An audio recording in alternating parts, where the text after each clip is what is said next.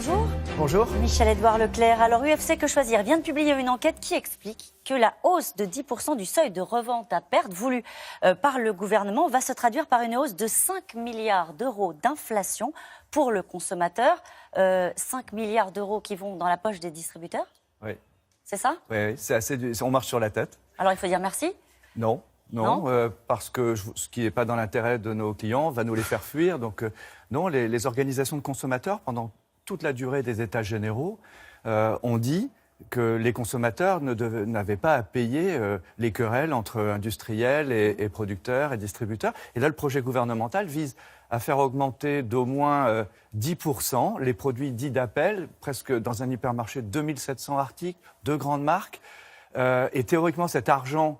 le président Macron avait demandé qu'il aille vers les agriculteurs, mais en fait, il n'y a aucun mécanisme qui ramène cet argent vers les producteurs de lait. Et en plus, 70% des Il pourrait s'appuyer sur les distributeurs? Il pourrait faire confiance aux distributeurs ou pas? C'est pas un problème de confiance, c'est que mécaniquement, on va nous demander d'augmenter d'au moins 10% le ricoré, le café, le chocolat, des produits d'abord qu'on ne produit pas en France, et puis ensuite des produits qui incorporent très peu de produits agricoles. Et donc, comment tout cela va arriver dans la poche des agriculteurs?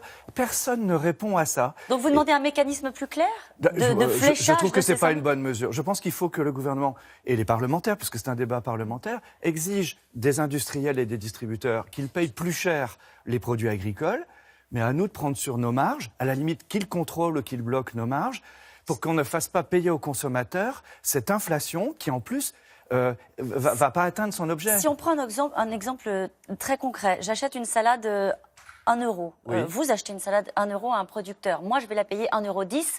Cette somme-là est censée aller où alors? Non, mais c'est pas. On parle pas. Justement, on parle pas de produits agricoles. On parle de produits alimentaires.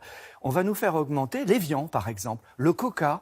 Mais il n'y a pas de produits agricoles dedans. Il y a peut-être un petit 1% de produits agricoles. Et donc, c'est ça, c'est ce côté déplacé. On parlerait des produits agricoles. Alors déjà, les consommateurs n'étaient pas pour, mais on parlerait des produits agricoles qui retourneraient dans la poche des agriculteurs. Ça ferait sens.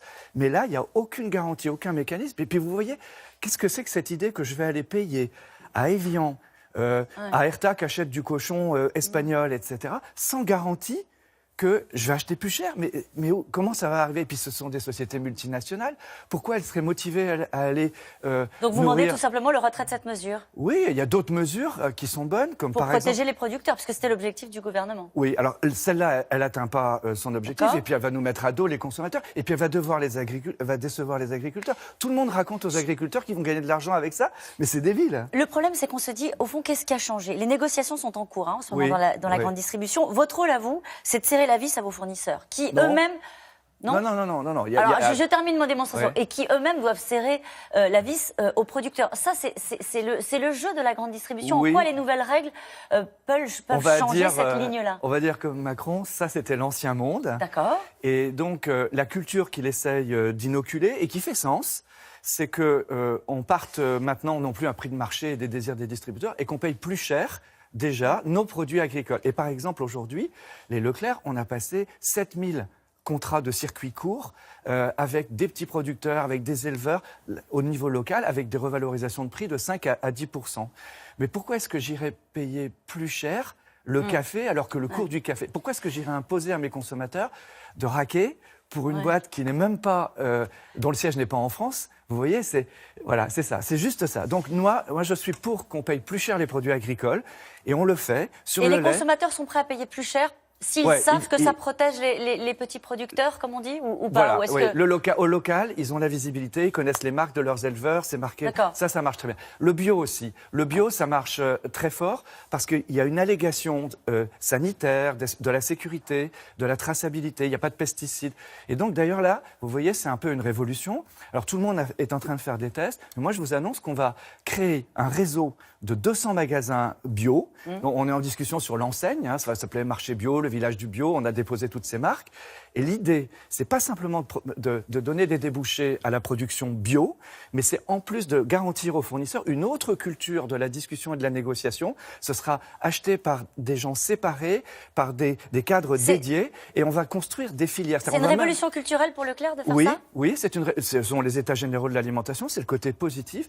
Nous allons créer des filières, même financer la transition pour les agriculteurs pour passer du conventionnel au bio avec des programmes à 3 ans et avec à l'intérieur des magasins aussi des coachs du bio avec toute une politique de conseil pour les consommateurs. Et ça, le consommateur est prêt à payer quand même plus cher cette traçabilité des produits. C'est important, ça veut dire que Leclerc, qui a fait des prix bas son objectif depuis des années, passe au registre de la qualité. Oui, on n'est pas si mauvais que ça en qualité, hein, sinon on ne serait pas devenu le premier distributeur français. On a 18 millions de clients fidèles. Non, mais ce que je veux dire, c'est que c'est une étape nouvelle de la création de la valeur pour les paysans, pour les producteurs bio. Et ça, c'est le consommateur voit.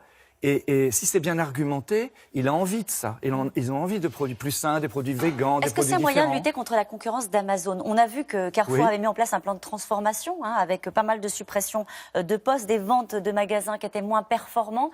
Vous n'avez pas besoin de passer par cette étape-là pour vous adapter à la concurrence d'Amazon, vous? Amazon, c'est le super acteur dans le monde de la logistique. Il s'est livré très vite. Les robots, c'est des conneries, hein, c'est pour le marketing.